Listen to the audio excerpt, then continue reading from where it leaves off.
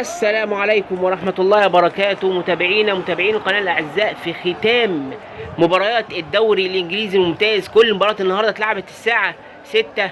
ليفربول بيتعادل مع كريستال بالاس في مباراة تتويج النجم محمد صلاح بالحذاء الذهبي هداف الدوري الإنجليزي وأكثر أسيستات في الدوري الإنجليزي. المباراة سجل فيها محمد صلاح هدف التعادل في الدقائق الأخيرة.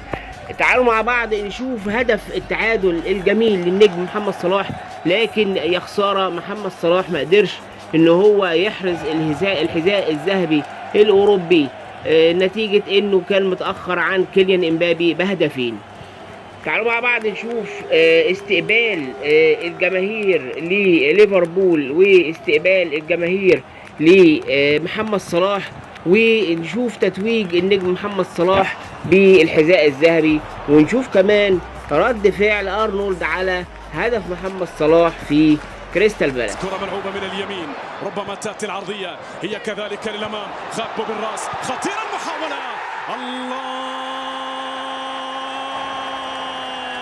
توقف أيها التاريخ، تمهل أيها الكاتب، تأمل أيها الراوي، شاهد أيها العاشق، فهذه لحظة للتاريخ أن لا يسقط الليفر.